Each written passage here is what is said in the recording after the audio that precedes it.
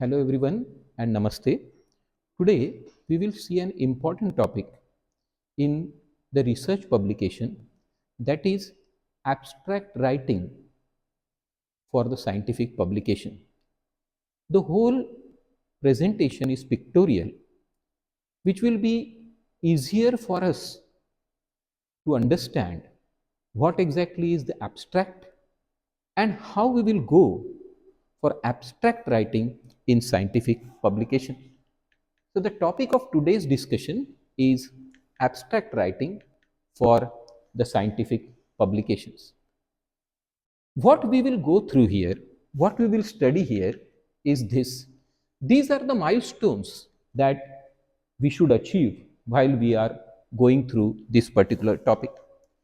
The first one is we should be able to define what is meant by abstract and what is meant by abstract writing. We should be able to comment upon what are the various components, like what is the length of the abstract, then what are the various components or the parts of the abstract, and then what are the steps that we should take to have a very impressive type of abstract for the scientific publication. So these are our specific learning objectives. We'll just go through once again. We should be able to state what is abstract writing. We should be able to state what is the length of the abstract, what are the various components of the abstract, and what are the steps that we will take to achieve a very good abstract for our scientific publication. If we say abstract, there is another word that is very similar to it, is extract. Extract is something, as it is shown here, that is a tea. A tea is an extract. The, the scientific process of writing the abstract is quite similar to that of when we prepare a tea. When we prepare a tea, what we do? We take the tea powder, we process it by boiling it. We do not eat that tea powder as we when we want to enjoy the tea. And what we do then? Then we filter it and we get what?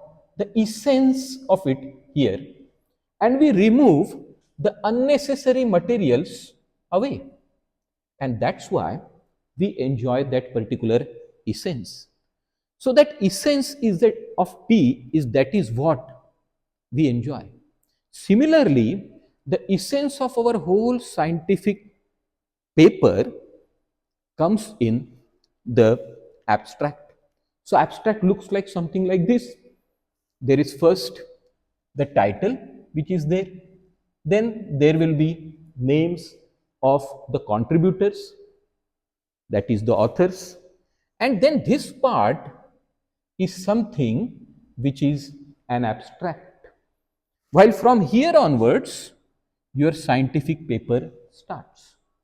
Your scientific paper might be extending 2 pages, maybe 2.5 pages, maybe 3 pages, but abstract, the number of words in the abstract perhaps remains very constant in most of the journals, ranging from around 200 to 250 words. That also we will come later. So that is how abstract. And isn't it? This is the essence of the whole scientific work that you have undertaken. So if somebody wants to see what is there in your scientific research paper, the person need not go through the paper as such. The person will just go through what? The abstract. If the person finds, okay, the abstract is something which I am looking for, and then let me move through the whole of this scientific paper, the person will go through, right? So let us see what are the types of abstract. There are two types. One is called as indicative and the other is informative. First, let us see what do you mean by indicative. You can see here the indicative abstract is not something which is very much structured. It is something which is very much unstructured type of a thing. So it's an unstructured type. Perhaps the abstract that we will see for any of the books or the classical example is that of a newspaper. The newspapers, the news in the newspapers are abstract of whatever larger incidences has happened. It will not report the incidents from the beginning to end. Otherwise, the whole newspaper will be only one news only. But it will have the abstract. But you see, the way we look at the news, the abstract and its title differs. Suppose there is very one big leader comes to a particular town and delivers a speech. Now a particular newspaper is there whose ideology is very close to the leader. The title will be that is a very successful rally was conducted. But if the ideology differs, then the leader XYZ again fails to deliver. This will be the two titles of these news. And the news will be given in a different manner. So there is a kind of subjectivity which is there when we say that it's an indicative abstract. But do we deal with indicative abstract when we are dealing with the scientific papers or work? No. We are dealing with the second type, that is informative. Can you see? Everything is well arranged. So this is a type of abstract which is well arranged, well formulated, and it is can be the abstract of any scientific experiment. It can be the scientific investigation or inquiry, or it can be any scientific survey for which we have the abstract. Now this type of abstract, which is an informative type, how it is? It is not subjective. Most of the time it is an objective type. If we conduct an experiment, the analysis and results remain the same. There cannot be subjectivity to it. I conduct an experiment combining oxygen with hydrogen, producing water. So the result will be production of water. Result cannot be the production of sulfur dioxide. So what it says that the informative abstract, the subjectivity is very less and objectivity is quite more. And what we are dealing with here is this type of abstract, which is informative type of an abstract which is there. Now let us see what are the components of the abstract. We want to write the abstract. At the end of the presentation, we will see two abstracts also. So if we want to write what are the components, the first component should be a central idea or central theme of your research. Maybe it is a scientific inquiry, maybe it is a type of a survey. So this type of thing which is called as, that should be very precise. Then it comes what are the materials and methods that are used for the research. Then comes what are the observations, what we observe, and then comes what is the result or what is the conclusion. So we have kind of bit of introduction, then material methods, then we have observation, and finally we have the conclusions. So with this particular basic idea in mind, let us try to define an abstract. We will not go into very much scientific definition, but how the abstract can be defined. Let us see how we define it. It is a smaller version, as if it is a reduction Xerox. It's a smaller version of what? The larger document. The larger document is your scientific research. and it is this. But how this smaller one? Smaller one is very much accurate and very much objective type, and that is what we will call it as the abstract. So abstract is something smaller version of the larger document, which will give the essence of that larger document in a very objective and accurate manner. Now let us see, that is how we write it. First is like, let us see why we want to write an abstract. For that matter, why only we want to publish our paper? The first one is, we want to give the readers information about what we have done, so that it becomes a part of the scientific literature, and the person, other scientist who wants to review it, can take our research out for his own reference sake. But for that, the person should not go through all the matter in the paper, but just an abstract. And that's why writing the abstract is quite important. What should be the length of an abstract? Let us see what should be the length. Length is in words. Generally, it is 200 to 300 words when it comes to writing the abstract for an original research paper. That is what we will try for. That is writing an abstract. But abstract can be written for a number of things. Let us see this particular thing. And these are not very hard and fast norms, but these are how these are followed.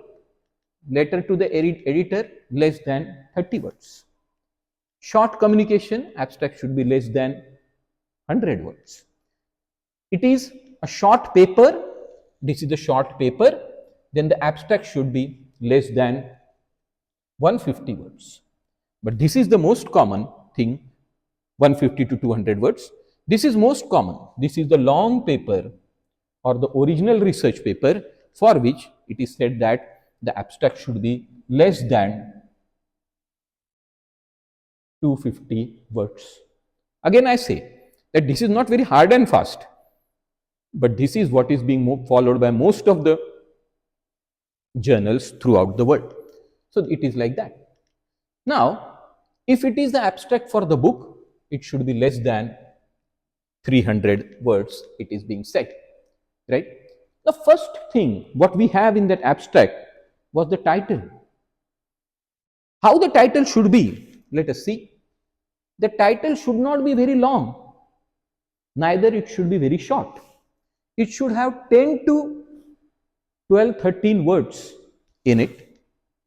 It should have a central idea about which it is talking. Suppose problem-based learning, suppose the case-based learning, suppose the pragmatic trial or the clinical trial, all these things, that is the central idea. Then it should speak about the methodology, or what is the method that is being used, design that is being used, what is the goal. What it should not have, it should not have the conclusion. So if I want to compare between problem-based learning and the case-based learning, then I should not say in my title that problem-based learning is better than case-based learning. It is just, I should say, the comparison between the problem-based learning and case-based learning while teaching pharmacology to the second year medical students in a tertiary care hospital. So a kind of suspense remains as to what the conclusions are. So there should not be any conclusion in our title. Then, who are the contributors? That's a very tricky thing altogether. That's why before you begin your paper, even before you begin your research, there should be consensus as to who will be the authors, in what sequence, and who will be the author for correspondence. Many a times the researchers, it's a good practice That is, many a times the researchers will give this while they will submit it to the ethics committee for the permission that these will be the sequence of authors which will be there in case we go for any of the publications. Now the first one, now we have written down the title, then the contributors, and a person who is like corresponding author. He may or may not be the first author. So introduction, what we are introducing? We are introducing the old concept to the new one. There is some gray area, and that's why we are conducting the research. We are introducing that particular thing. Then we should have a precise aim. Aim is one only. For any of the research, aim is one. To fulfill this aim, we have number of objectives which are there. So I want to compare the case-based learning with problem-based learning. That is what is the aim. The objective is to study what is the cognition that is being achieved by the students. Maybe what is the pre-test and post-test difference that is achieved by the students. Maybe what the students put to their practice after studying the case-based and the problem-based learnings. So that is what objectives, and from that I can make some of the conclusions. The objectives, it is very important. Now see, the objective should be to find out something and not to prove something. This is something which is very common to any research. Research is to find out something, not to prove something. Suppose I have in my mind right in the beginning that case-based learning is better than problem-based learning. Then if I get the results, case-based learning is better than problem-based, I will say that I get positive findings. And if I get that problem-based learning is better than case-based, then I will say that it is a negative finding. No finding is positive or negative in case of scientific research. Findings are findings. We are there to find out something. We are not there to prove something. So this is very important when we state the objectives. Things will be quite clear when we will see the example. Then materials and methods. What design we have, whether it is cross-sectional study, whether it is a randomized control trial, whether it is a cohort, whether it is case control, all these things which are required. What are the components? Who are participating in that? Students, maybe the example that we have taken. Students, teachers, even the staff who works along with the students, they are the components of it. And then what parameters we are studying? Parameters like temperature, like pH, like various types of scientific investigations, maybe even marks, grades. So these are the things that we are, maybe average learning gain, normalized learning gain, all these things are the parameters that we undertake. Then coming to the observations. Observations, how the observation should be given? The observation should be given in their actual numbers. I should not say that the average learning gain for case-based learning was far better than the problem-based. I should state that is the average learning gain for case-based learning was 85%, while that of the problem-based learning was 80%.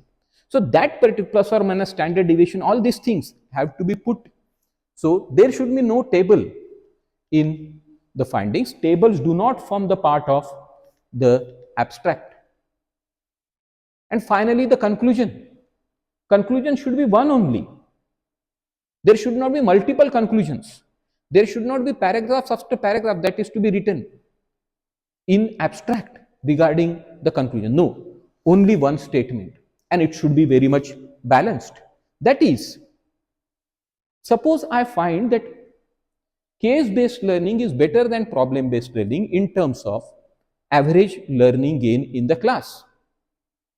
Then I should not universalize it. That is something I found when I worked with this in a tertiary care hospital named XYZ or a medical college named XYZ. So it is true for that population. It is not universal.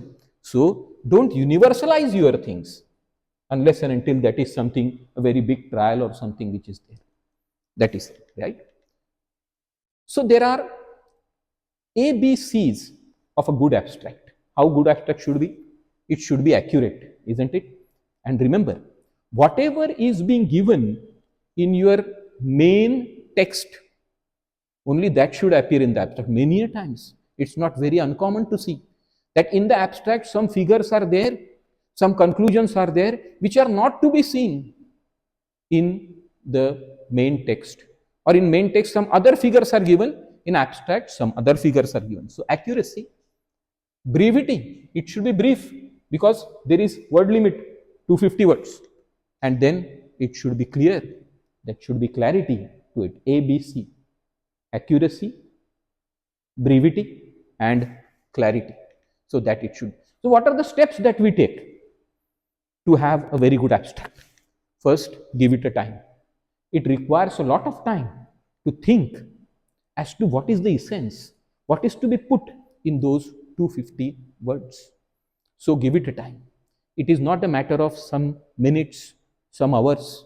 Sometimes it is a matter of days together to write a good abstract. Give it a time. Secondly, it should centrally revolve around some central idea. Let that central idea be there, around which it revolves. Maybe it is a clinical trial, maybe it is an educational study, or maybe it is a pragmatic trial, etc. So, then there should be compression of the expression. Rather than having 2, 3, 4 sentences, have one sentence of those 3, 4 sentences. Then there should be keywords. Very important thing. Either 6 or 7 keywords should be there. Why keywords are there? If you see abstract, no, there are keywords written. Why? These keywords sometimes form the mesh terminologies through which we search over the search engines, maybe a generalized search engine or a very specific search engine for our scientific literature. So if we put that keywords, then your research should appear there, who will be cross-cited by the person who is referring it. So that is very important. And then there should not be any footnotes or something which should be there, right? So these are the steps. What are the things which are there? First, don't go first for 250 words. Go and write down as you want. Maybe those will become 300 words, 400 words, and then reduce it to 250 words by cancelling the statements, by combining the statements, or by adding certain statements which are more meaningful, right? And then, most important thing, whenever the abstract is ready, give it to somebody who is an outsider, who doesn't know anything about your research. The person will give you a very, very valuable type of information, that a jargon you have used, I do not understand that. You have used certain short forms, which I do not understand that. I have not come to understand what exactly you have done by just going through the abstract. Will you change it? Yeah. So you can even promise such a person to be a part of an author because the person has contributed to it. So that can be done. So here we come to our specific learning objectives and whether we have achieved it or not. We will see some abstracts also. First, stating what is an abstract. We have stated it is a smaller version of larger, but it is very accurate and very objective. Then can we state what is the length? Yeah, less than 250 words. Then what are the various components? Yeah, we have seen. And what are the steps? At the end we have seen the steps. Right from giving it a time to giving the abstract to somebody who is not a part of the team and giving the comment. So with this, we will come to some exercises in the sense that we will see that how the things are abstract. This is one I have taken from a very reputed journal of medical education technology.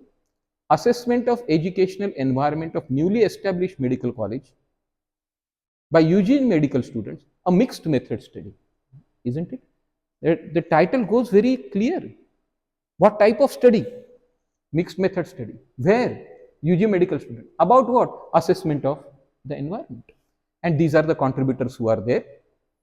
Then we have C, introduction. Then we have aim. We have material methods, results, conclusion. I will not go through as such. But can you see? The introduction is what was there and why the environment needs to be studied from the point of view of the students. Can you see the aim? Only in one, to analyze the educational environment of newly established medical college. Where? In Uttar Pradesh in India. Material methods, we have given it, that which are the scores that is being used are DREEM, FGDs, but we have given the full forms also. Can you see the results? We have not shown it or said that more than, less than. We have shown what exactly are the scores, isn't it? What exactly are the scores? And then finally the conclusion in very specific conclusion. Variety of DREM score, FGDs and open-ended questions denotes the lack of standardization in medical education system, and the scores of education environment in index all domains must move from category 2 to category 4. That is what is the conclusion. And then few of the keywords which are there. We can also have one more to see it, right? This is again the reflective capacity of CBME batch undergraduate medical students in comparison to non-CBME. We are comparing to in pursuing the internship in a medical college in central India, mixed method cross-sectional study. So you can see that what is the study, where is the study, in whom the study, what about the study, but we have not given the conclusion of it. So this is an abstract introduction. This is the aim. We have written the material methods which are there. Then we have stated the results. Can you see the results we have stated in the figures, that these are the scores. We have shown the p-value and all, and again we have shown the conclusion. No need to go through because it is out of purview of today's presentation, but this is how the abstract is. So what we have come to know today, that abstract is an important part in any of the scientific literature. It is a smaller version of the larger document. If it comes to the larger paper, that is original research paper, it should be less than 250 words. It should have title 10 to 13 words without any conclusion in that title, and with what is the study, about the study methodology. Then it should have introduction, what was old and what is new, what is the specific aim, material methods, what are the components, then results or observations, absolutely in the form of digits which are corresponding to what you have given in your paper, and finally one conclusion which is not generalized but a conclusion regarding that particular study. So thank you very much for your patient understanding of this particular topic. Thank you.